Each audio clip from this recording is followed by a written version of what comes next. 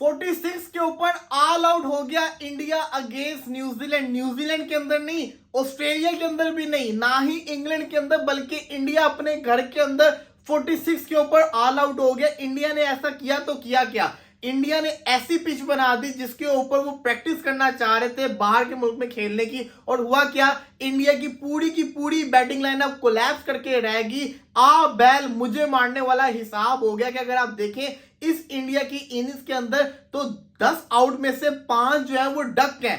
विराट कोहली 9 बोले 0, सरफराज खान 3 बोले 0, केएल राहुल 6 बोले 0, इसी के साथ साथ जडेजा 0 पे, अश्विन 0 के ऊपर। यही नहीं, रोहित शर्मा 2 स्कोर, इसी के साथ साथ जो इनका जो हाईएस्ट स्कोरर है वो ऋषभ पंत है जिसने 20 स्कोर किए, उसका भी कैच छूटा था। इतनी जिसको कहते हैं ना पुअर परफॉर्मेंस करके दिखाइए। इंडिया ने खेले 31-32 ओवर।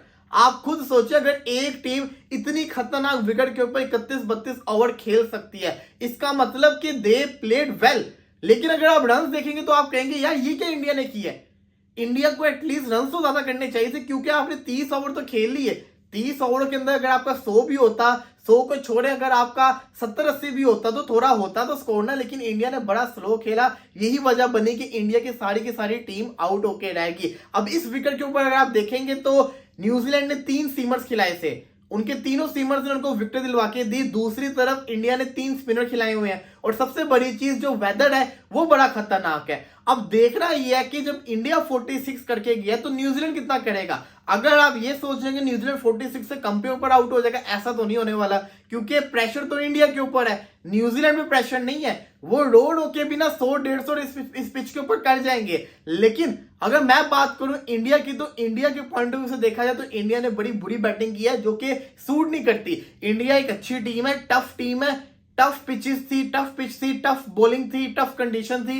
ये होती किसके लिए, टफ टीम के लिए तो होती है ना। तो इंडिया जैसी टीम को मैं समझता हूं कि अच्छा परफॉर्म करके देना चाहिए था।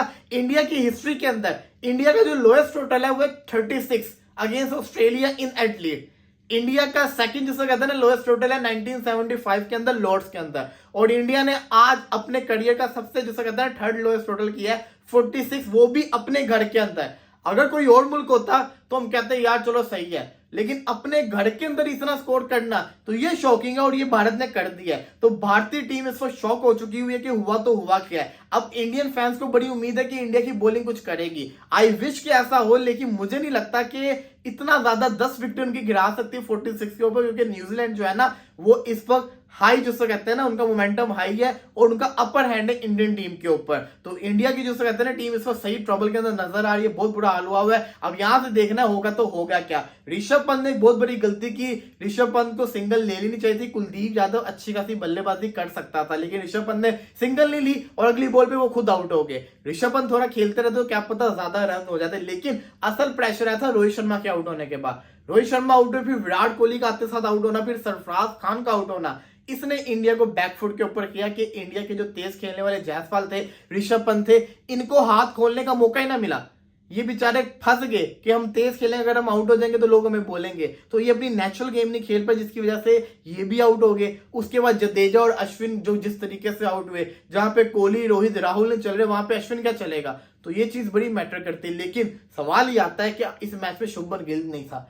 अगर गिल होता तो क्या इंडिया 46 पे ऑल आउट होता, ये बहुत बड़ा सवाल है। इसका आपने जरूर कमेंट्स के अंदर जवाब देना है, क्या गिल का इतना इंपॉर्टेंट रोल है इंडियन टीम के अंदर। लेकिन अब देखना ये है कि इंडियन बॉलिंग क्या करेगी। दूसरी तरफ पाकिस्तानी टीम की बात करें तो 3 आउट पाकिस्तान के हो चुके हैं। आई विश के पाकिस्तान थोड़ी अच्छी परफॉर्मेंस यहां से करके दिखाए, और यहां से जो टारगेट है वो अच्छा खासा दे। लेट्स सी, देखते हैं आगे जाके क्या होगा।